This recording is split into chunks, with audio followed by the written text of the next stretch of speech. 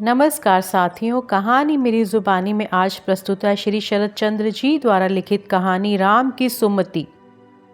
रामलाल की उम्र तो कम थी, पर दुष्ट बुद्धि कम ना थी। गांव के लोग उससे डरते थे। उसका अत्याचार कब, किधर से, किस रूप में टूट पड़ेगा, इस बात का अंदाज लगाना मुश्किल था।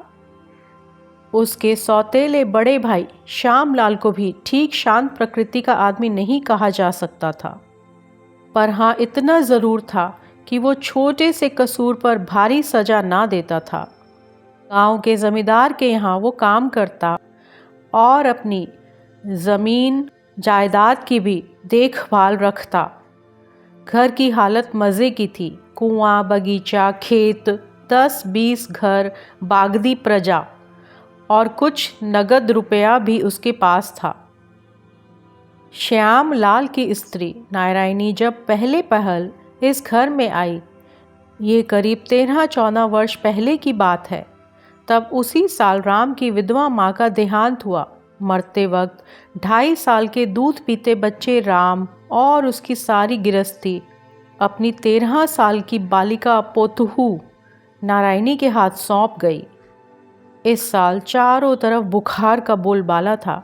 नारायणी को भी बुखार आ गया। 3-4 गांवों के बीच नीलमणि बाबू ही एकमात्र डॉक्टर थे, सो भी अधकचरे। फिर इस समय उनकी फीस भी 1 रुपये से बढ़कर 2 रुपया हो गई थी। इसके साथ ही उनकी कुनैन की पुड़िये भी अरारोट और मैदे की मिलावट से जायकेदार बन गई थी। 7 दिन बीत गए, पर नारायणी का बुखार ज़रा भी हल्का ना पड़ा। श्याम लाल को चिंता हो गई।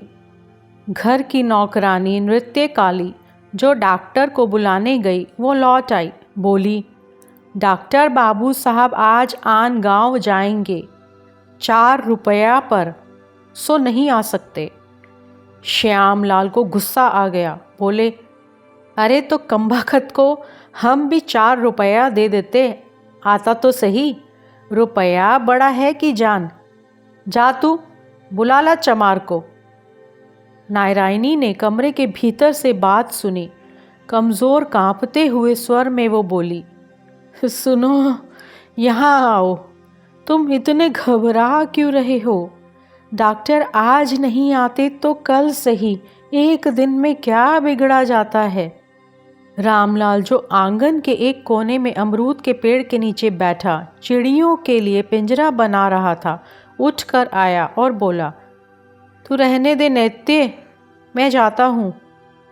देवर की आवाज़ सुनते ही नारायणी घबरा कर उठ बैठी और बोली, सुनते हो, राम को रोको। अरे राम, मेरे सिर की कसम है, जाना मत। भैया, तू मेरा राजा भैया, किसी से लड़ते नहीं है। राम ने सुना ही नहीं, बाहर चला गया। उसका 5 साल का भतीजा, जो अब तक सींग के हाथ में लिए जैसा का तैसा बैठा था, वो बोला, पिंजरा नहीं बनाओगे चाचा? बना लेंगे, कहकर राम चल दिया। नारायणी ने माथा ठोंक कर रोने के स्वर में पति से कहा, तुमने उसे जाने क्यों दिया? देखो अब वह क्या उपद्रव करके आता है। श्यामलाल गुस्से में तो थे ही, और भी झुंझला कर बोले, मैं क्या करूं? तुम्हारे रोकने पर भी नहीं रुका, मेरे कहने से रुक जाता। हाथ क्यों नहीं पकड़ लिया? इस अभागे के मारे तो घड़ी भर भी चैन नहीं, मर जाऊं तो अच्छा। नित्तो, जा तो बेटी, खड़ी मत रहे। भोला को भेज, समझा बुझा कर उसे मेरे पास लौटा लावें। शायद वो अभी गाय चराने नहीं गया है। नृत्यकाली भोला की तलाश में चल दी। राम नीलमणि डॉक्टर के घर पहुंचा। डॉक्टर अपनी डिस्पेंसरी में बैठे थे, यानी एक टूटी अलमारी के सामने एक टूटी कुर्सी टेबल लगाए कांटा हाथ में लिए दवा तौल रहे थे, और 4-5 रोगी मुंह बाएं उसी ओर देख रहे थे। डॉक्टर तिरछी निगाह से राम को देखकर अपने काम में लग गए। राम क्षण भर चुप खड़ा रहा, फिर बोला, भाभी का बुखार क्यों नहीं अच्छा होता? डॉक्टर ने कांटे पर ही निगाह जमाए हुए कहा, नहीं होता तो मैं क्या करूं? दवा तो देता हूं। खाक देते हो? सड़ी मैदा में चूरे से कहीं बुखार छूटता है? सुनते ही डॉक्टर कांटा, बांट, दवा आदि सब चीज़ों को एक तरफ हटाकर लाल लाल आंखें निकालकर राम की तरफ एक टक देखते रह गए। इतनी बड़ी हिमाकत की बात उनके सामने कोई जबान पर ला सकता है? उन्हें ये मालूम ही नहीं था। क्षण भर के बाद ही वे गरज उठे, सड़ी मैदा का चूरा तो फिर क्यों लेने आता है? तेरा भैया मुझे पैरों पकड़कर बुलाने क्यों भेजता है रे? राम ने कहा, इस तरफ कहीं और कोई डॉक्टर नहीं है, इसलिए तुम्हें बुलाने भेजा है, अगर होता तो नहीं भेजते। कमरे में बैठे हुए लोग दंग होकर सुन रहे थे। उनकी तरफ देखकर राम ने फिर कहा, तुम छोटी जाति के हो, इसी से कहा बैठे, पैर पकड़कर बुलाने भेजते हैं। भैया किसी के पैर नहीं पड़ते, आते वक्त भाभी ने कसम दिला दी है, नहीं तो तुम्हारे सारे दांत तो अभी तोड़ देता। खैर सुनो, अच्छी दवा लेकर अभी तुरंत जाओ, देर मत करो।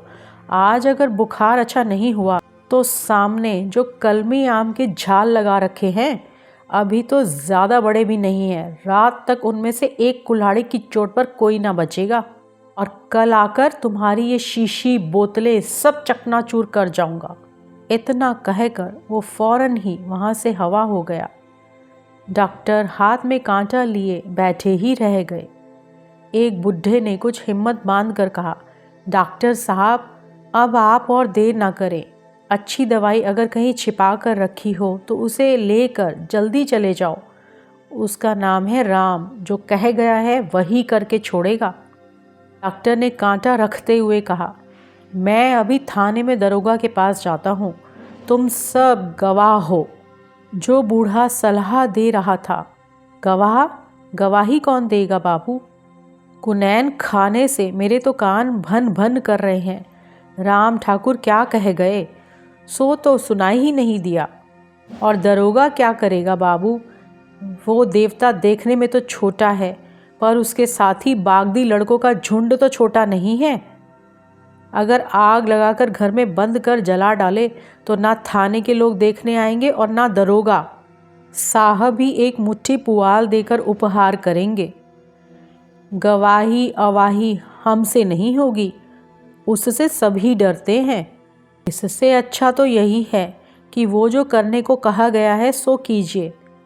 जरा मेरी नाड़ी तो देखिए आप, आज कुछ रोटी ओटी खाऊं? डॉक्टर भीतर ही भीतर जले जा रहे थे। बूढ़े के नाड़ी देखने के प्रस्ताव ने उन्हें भड़का दिया। डपट कर बोले, गवाही नहीं देगा तो चल निकलो यहाँ से, मैं किसी की नाड़ी वाड़ी नहीं देखूंगा। कोई मरता भी होगा ना तो भी दवा नहीं दूंगा। देखूं तुम लोगों की क्या गति होती है।